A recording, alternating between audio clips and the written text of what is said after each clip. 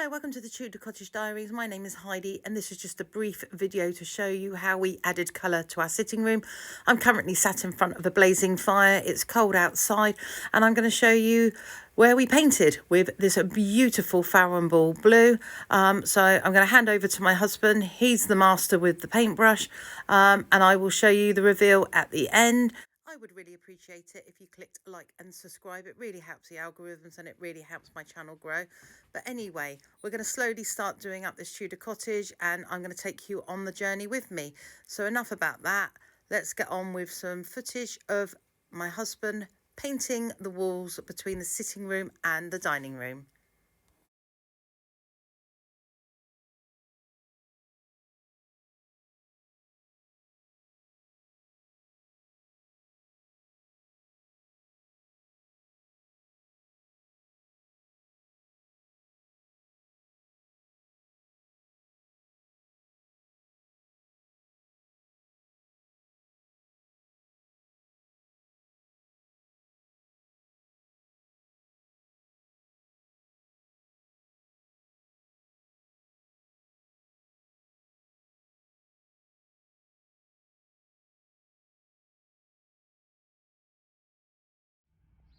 So here we are at the front door. Let's step inside to the cosy new living room. Lincoln's making himself comfortable on the back of the settee. We have the scent of candles. And there is the new blue wall. We've been living with the white for 4 years now, and it just felt like the white was oppressive.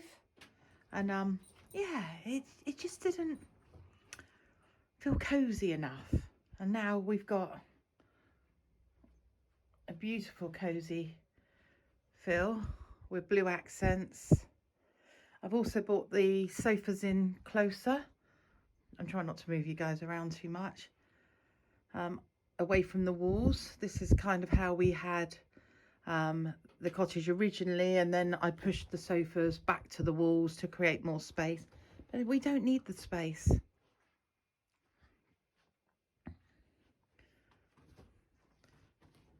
It's a chilly day. The fire's lit. There is a kettle there blipping away, ready for a cup of tea. Got some logs ready to go on the fire. We took our inspiration for the colour. Yeah, the inspiration came from these Ron Lawson paintings, little cottages, very contemporary. I love the triple mount to these, which gives a really luxurious feel. We've got one here and the second one here, and I bought these for my husband a few years ago. And yeah, we used the blue of that to be our inspiration for the living room wall. All the lighting is by a company called Industrial, which I'll pop a picture of their internet page in now.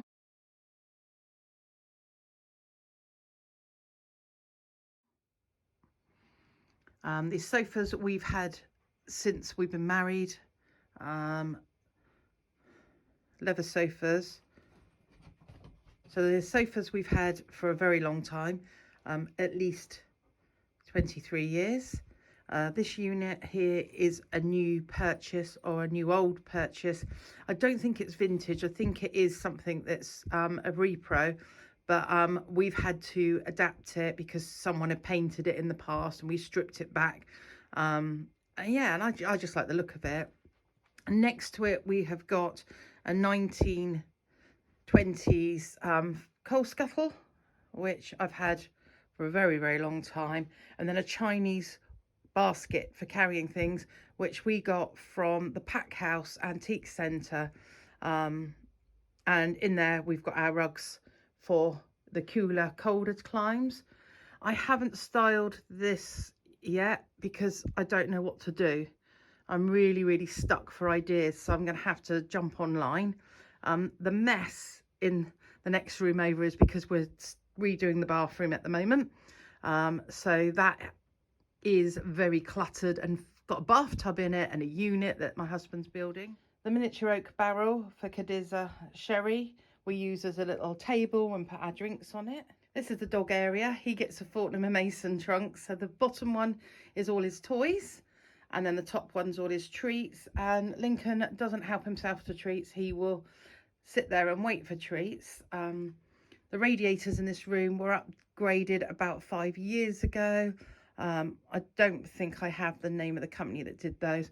And then the curtains throughout the bottom floor of the cottage are by a company called Linwood, which is based in Fordingbridge in the New Forest, and this is their partridge design.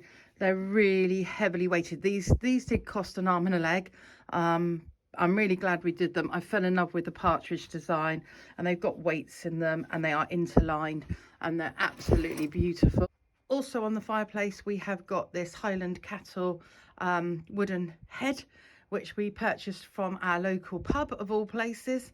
This was purchased for me from my husband as a birthday gift.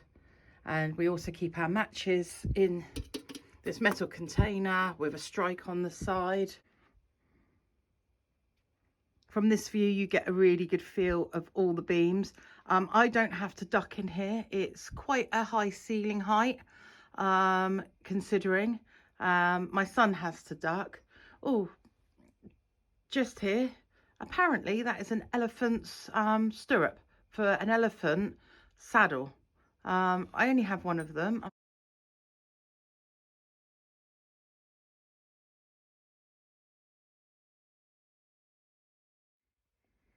This is the room with the lights turned off in here, and just the glow of the candles and the glow of the fireplace. We've got a little Emma Bridgewater diffuser and some candles lit.